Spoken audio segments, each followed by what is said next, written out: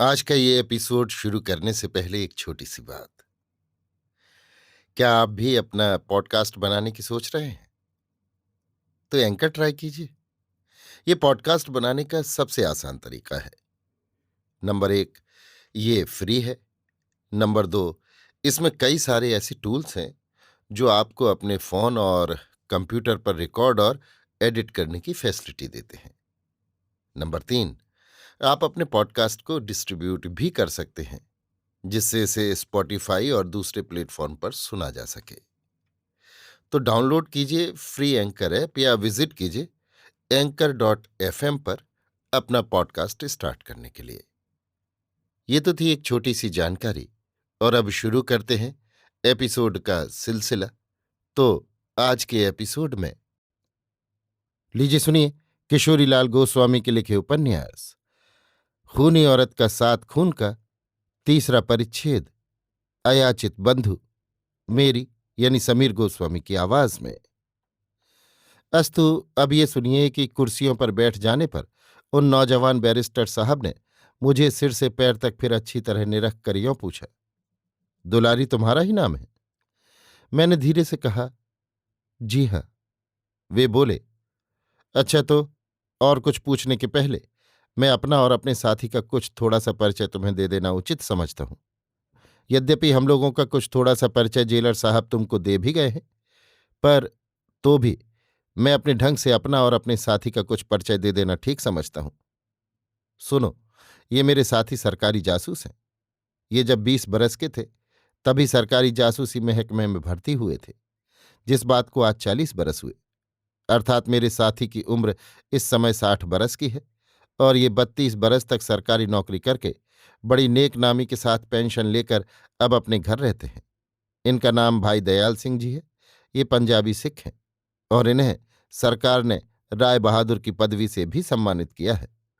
इनके 4 लड़के हैं, और वे चारों युक्त प्रदेश के भिन्न भिन्न जिलों में डिप्टी कलेक्ट्री के पद पर सुशोभित हैं।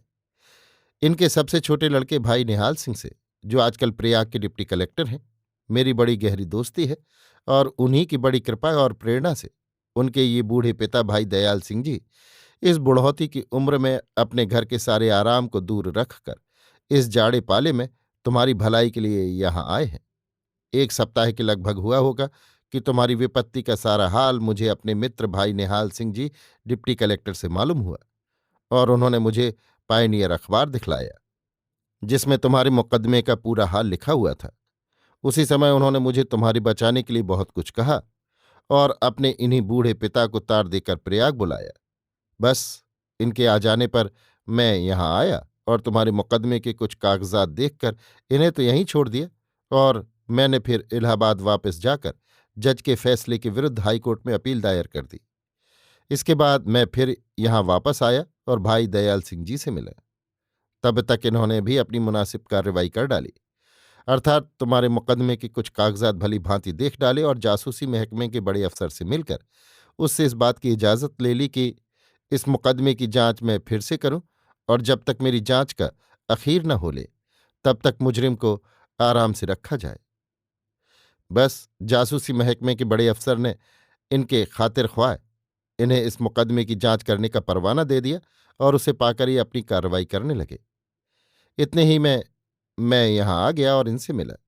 फिर मजिस्ट्रेट से इजाज़त लेकर हम दोनों तुम्हारे पास आए हैं, और इसलिए आए हैं कि तुम उन 7 खूनों के बारे में ठीक ठीक हाल हम लोगों के आगे बयान कर जाओ। बस जब तुम्हारा बयान हम लोग सुन लेंगे तब तुम्हारे मुकदमे में भरपूर कोशिश कर सकेंगे। मैं तो बैरिस्टर साहब की इतनी लंबी चौड़ी वक्तृता सुनकर सन्नाटे में आ गई। मैंने मन ही मन ये सोचा कि जब ये मुझ जैसी एक साधारण स्त्री के सामने एक ही सांस में बेरोक टोक इतना बक गए, तो फिर अदालत के हाकिमों के सामने कितना और किस तेजी के साथ बोलते होंगे।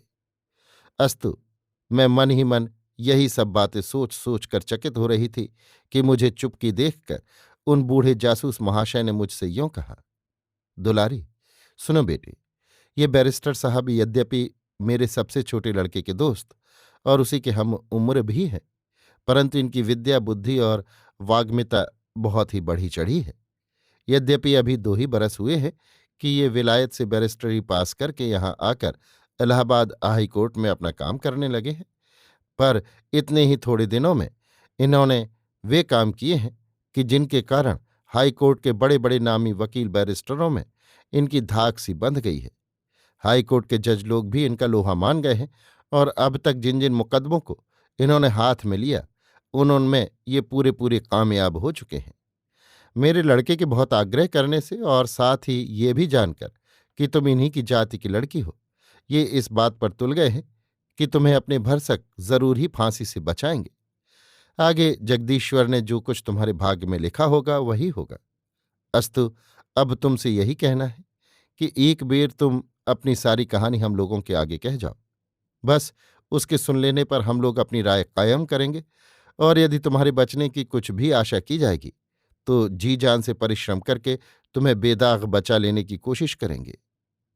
बूढ़े जासूस भाई दयाल सिंह की मीठी बातें सुनकर उन पर मेरी बड़ी श्रद्धा हुई और मैंने उनकी ओर देखकर यों कहा, महाशय जी, मुझसे जो कुछ आप लोग सुनना चाहते हैं वे सारी बातें तो मेरे बयान में आ ही चुकी हैं और उन्हें आप लोग देख भी चुके हैं। फिर अब उन बातों के अलावा नई बात मैं क्या कहूंगी जिसे आप लोग सुनना चाहते हैं। उन्होंने कहा, हाँ, ये सब ठीक है और तुम्हारे इजहार की पूरी पूरी नकल भी मेरे पास मौजूद है, पर फिर भी एक बार हम लोग तुम्हारी कहानी तुम्हारे ही मुंह से सुनना चाहते हैं। यद्यपि जो इजहार तुमने पुलिस अफसर और मजिस्ट्रेट के आगे दिए हैं बिल्कुल वही बयान तुमने जज के आगे भी किया और इस ढंग से किया कि तुम्हारे उन तीनों बयानों में रत्ती भर भी फर्क नहीं पड़ा है, तो भी इस समय हम लोग तुम्हारा बयान फिर लिया चाहते हैं और ये देखा चाहते हैं कि अब इस समय के तुम्हारे बयान के साथ तुम्हारे पहले के बयान किए हुए वे तीनों बयान मिलते हैं या उनमें और इस समय के बयान में कुछ फर्क पड़ता है। ये सुनकर मैंने पूछा, तो इतनी कोशिश आप लोग क्यों कर रहे हैं? उन्होंने कहा, सिर्फ तुम्हारे बचाने के लिए। मैंने पूछा, मेरे बचाने से आप लोगों को क्या लाभ होगा? उन्होंने कहा, एक अमूल्य प्राण के बचाने से बढ़कर संसार में और कोई लाभ है नहीं। ये सुनकर मैंने यों कहा, किंतु मैं अपने इस तुच्छ और अधम प्राण के बचाने की कोई आवश्यकता नहीं समझती। उन्होंने कहा, तुम अभी निरी नादान लड़की हो, तभी ऐसा कह रही हो। सुनो, मनुष्य को चाहिए कि अपने प्राण के बचाने के लिए जहां तक हो सके पूरी पूरी कोशिश करे। यदि उपाय के रहते भी कोई अपने प्राण बचाने का यत्न न करेगा तो उसे निश्चय ही आत्महत्या करने का पाप लगेगा। जरा सा मुस्कुराकर मैंने कहा, आपका कहना बिल्कुल ठीक है, पर मेरी समझ में तो ये आता है कि जिस अधम नारी को साथ साथ खून करने के अपराध लगाए गए उसका संसार से उठ जाना ही ठीक है, क्योंकि मुझ जैसी घृणित स्त्री यदि जेल से छूटेगी भी तो वो फिर संसार में कहाँ खड़ी होगी, किस तरह लोगों को अपना काला मुंह दिखलावेगी और किसकी शरण गहेगी। आप लोगों को कदाचित ये बात मेरे इजहार के देखने से भली भांति मालूम हो गई होगी कि इस संसार में अब मेरा कोई नहीं है। मैं कुमारी हूं और साथ साथ खून करने के अपराध में जेल की काल कोठरी में पड़ी हुई भरपूर सांसत भोग रही हूं। अब इस दशा को पहुंचकर भी यदि मैं किसी भांति छूट जाऊं तो मेरे छूटने से संसार की क्या भलाई होगी और मुझ खूनी औरत को कौन अपनावेगा। तब मेरी ये दशा होगी कि मैं समाज से दुरदुराई जाकर इधर उधर की ठोकरें खाती हुई भीख मांगती ढोलूंगी और न जाने कैसे कैसे घोर संकटों का सामना करूंगी।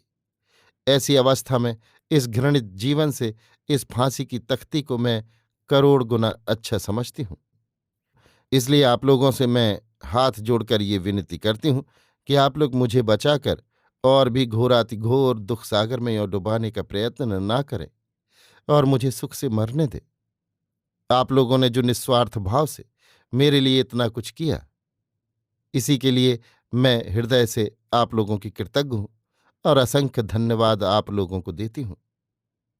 बस इतना कहते कहते मैं फूट फूट कर रोने लगी और देर तक रोया की। फिर बैरिस्टर साहब और जासूस साहब के बहुत कुछ समझाने पर मेरा चित्त कुछ शांत हुआ और जासूस भाई दयाल सिंह जी ने यों कहा, दुलारी, मैं समझता हूं कि तुम बड़ी समझदार लड़की हो, इसलिए इन व्यर्थ की बातों को तुम अपने जी से दूर करो और अपना चित्त ठिकाने करके मेरे आगे अपनी कहानी जरा दोहरा डालो। इस पर मैं कुछ कहना ही चाहती थी कि इतने ही में जेलर साहब वहां आ गए और उन्होंने जासूस साहब और बैरिस्टर साहब की ओर देख कर यों कहा, क्यों साहबो, 4 तो बज गए और अब सिर्फ 1 घंटा यहां पर आप लोग और ठहर सकते हैं, क्योंकि 5 बजे के बाद फिर यहां पर कोई भी नहीं रह सकता। ये सुनकर अपनी जेब में से एक कागज निकालकर भाई दयाल सिंह ने जेलर साहब के हाथ में दिया और कहा, लीजिए, इसे पढ़कर मुझे वापस कीजिए। ये सुनो और उस कागज को अपने हाथ में ले तथा पढ़ने के बाद उसे लौटाकर जेलर साहब ने बड़ी नम्रता से भाई दयाल सिंह जी से कहा, ओहो, तो अब तक इस हुक्मनामे को आपने मुझे दिखाया क्यों नहीं? खैर, ये आपके बड़े साहब का हुक्मनामा है और इस पर मजिस्ट्रेट साहब की भी सिफारिश है। बस अब आप तन्हा या अपने किसी साथी के साथ जब तक चाहे जेल के अंदर रह सकते हैं और जब चाहे तभी आकर कैदी से बातचीत कर सकते हैं। जेलर साहब की बातें सुनकर मैं मन ही मन भाई दयाल सिंह की ताकत का अंदाजा लगाने लगी और उन्होंने जेलर साहब से कहा, लेकिन फिर भी अब इस समय हम लोग जाते हैं।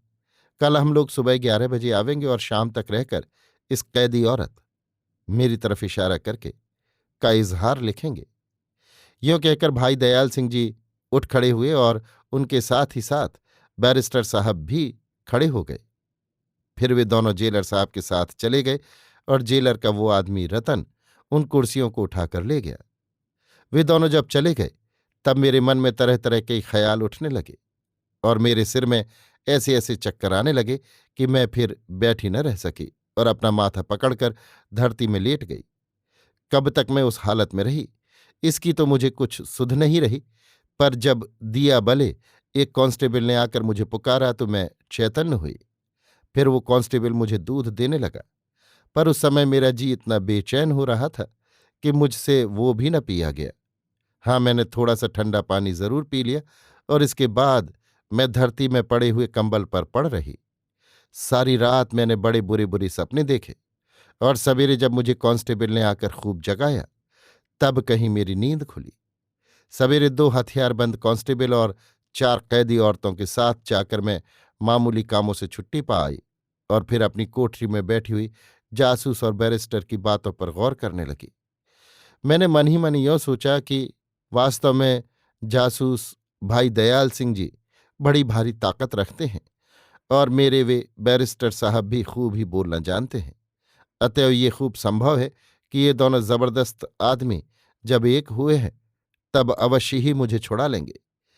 परंतु फांसी या जेल से छुटकारा पाकर मैं क्या करूंगी, कहाँ जाऊंगी, किसके द्वार पर खड़ी होंगी और कौन मुझे अपनावेगा? अभी आप सुन रहे थे किशोरीलाल गोस्वामी के लिखे उपन्यास खूनी औरत का साथ खून का 3रा परिच्छेद, अयाचित बंधु, मेरी यानी समीर गोस्वामी की आवाज में।